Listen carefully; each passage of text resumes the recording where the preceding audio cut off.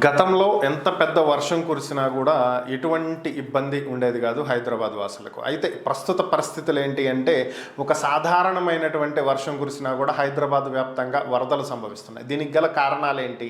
ఎందుకు ఈ విధంగా రోడ్లన్నీ జలమయమవుతున్నాయి, వరదలను తలపిస్తున్నాయి, కార్లు బైకులు కొట్టుకుపోతున్నటువంటి పరిస్థితి మనం చూస్తూ ఉన్నాం. హైదరాబాద్కు వరద వచ్చింది, హైదరాబాద్కు వరద వచ్చింది. అసలు హైదరాబాద్కి వరద ఎందుకు వస్తుంది? హైదరాబాద్లో భారీ నదులు అయితే ఏం లేవు. హుస్సేన్ సాగర్ పొంగి పొర్లి వరద వచ్చేటువంటి పరిస్థితి అయితే ఏం లేదు.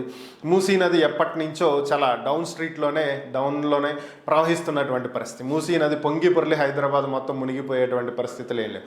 ఉస్మాన్ సాగర్ పొంగే పరిస్థితులు కూడా కనిపించట్లేదు. సో మరి ఇంత పరిస్థితుల్లో కూడా హైదరాబాద్కి ఎందుకు వరదలు వస్తున్నాయి, అనేక ప్రాంతాలు ఎందుకు జలమయం అవుతున్నాయి, ఏంటి పరిస్థితి అంటే దీనికి ఒకే ఒక్క రీజన్. చెన్నైకి వరదలు ఎందుకు వచ్చినాయి అంటే అలాగే హైదరాబాద్కు కూడా అందుకే వరదలు వచ్చినాయి. మెయిన్ రీజన్ ఏంటి అంటే పెరుగుతున్నటువంటి సిటీ ఎక్కువగా పెరుగుతున్న కొద్దీ సిటీలో ఉన్నటువంటి డ్రైనేజీలను పూడ్చి చేసి, అలాగే చెరువులను పూడ్చి చేసి, ఇదివరకు చెరువులు ఎక్కువ ఉండేవి. సో వీటన్నింటినీ పూడ్చుకుంటూ వాటి మీద అపార్ట్మెంట్లు లేపేసి రియల్ ఎస్టేట్ని డెవలప్ చేసేస్తున్నారు.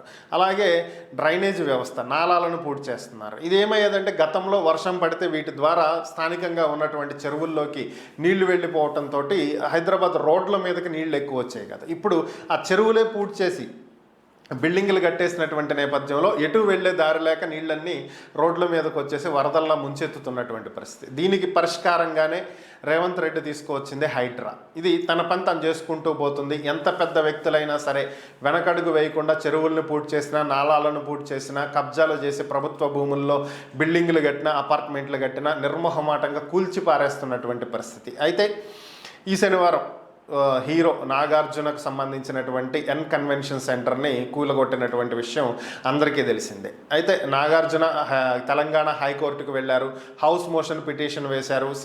శనివారం మధ్యాహ్నానికి పిటిషన్ విచారణ జరపడం, దానికి సంబంధించి స్టే ఇవ్వటం జరిగింది. స్టే ఆర్డర్ తీసుకుని వచ్చేలోపే సమూలంగా సర్వం కూల్చేసినటువంటి పరిస్థితి. సో ఏం మిగల్లా, కాస్త ముందు వస్తే ఏమన్నా మిగిలేదేమో, అప్పటికే ఆలస్యం అయిపోయింది. సో ఏదో పుష్ప సినిమాలో చెప్తారు, నువ్వు కూడా నాలాగా 5 నిమిషాలు లేట్ అయ్యి ఉంటావులే అని. సో ఆ టైప్లో లేట్ అయింది, ఓవరాల్గా పూర్తిగా కూలగొట్టేశారు. అయితే దీనికి సంబంధించే ఇప్పుడు పరిస్థితి ఏంటి అంటే హైడ్రా కదుపుతున్నటువంటి వ్యక్తులు ఎవరూ కూడా సామాన్యులు కాదు. అయితే పొలిటీషియన్స్ లేకపోతే బిజినెస్ మ్యాగ్నెట్స్. సో ఓవరాల్గా సొసైటీలో తమకంటూ ఒక స్థానం, ఒక స్టేచర్, ఒక పలుకుబడి, ఒక వ్యవస్థ ఏర్పాటు చేసుకున్నటువంటి పెద్ద బడా నేతలని, బడా బాబుల్నే హైడ్రా కదుపుతుంది. సో ఇది ఏ రాజకీయ పక్షమైనా కావచ్చు, అటు బీజేపీ, ఇటు కాంగ్రెస్, అటు బీఆర్ఎస్ ఎవరిని వదలటం లేదు. అందరినీ ఏకతాటిగా వరుసపెట్టి అందరికి సంబంధించినటువంటి వాటిని కూల్చిపారేస్తున్నటువంటి పరిస్థితి. సో ఇదే కొనసాగితే ఈ బడాబాబులంతా కూడా ఈ అక్రమాలకు సంబంధించి ఒకటి కోర్టు మెట్లెక్కాలి, 2 జైలుకి వెళ్ళాలి. లేదా వీళ్ళందరూ కలిసి అందరూ ఒకటై శత్రువుకి శత్రువు మిత్రుడైనట్టు నిన్న మొన్నటిదాకా వీళ్ళందరూ కొట్టుకు చచ్చినా కూడా ఫైనల్గా ఇప్పుడు వీళ్ళంతా ఒకటయ్యి రేవంత్ రెడ్డికి వ్యతిరేకంగా చర్యలు తీసుకుంటే రేవంత్ రెడ్డిని జైలుకి పంపేటువంటి ప్రయత్నాలు చేసేటువంటి అవకాశం ఉంది.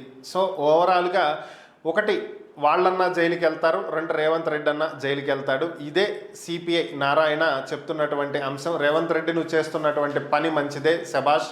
కాకపోతే పెద్ద బడా నేతల్ని, బడాబాబుల్ని కదుపుతున్నావు. అయితే ఒకటి వాళ్ళు జైలుకి వెళ్తారు, లేదంటే వాళ్ళందరూ కలిసి ఒక ఒత్తిడి తీసుకొచ్చి ప్రభుత్వం మీద, అధినాయకత్వం మీద నిన్నన్నా జైలుకి పంపుతారు. కాస్త జాగ్రత్తగా ఉండు అని చెప్పి ఆయన హెచ్చరిస్తున్నటువంటి పరిస్థితి. మరి ఏం జరిగిద్ది అనేది చూడాలి.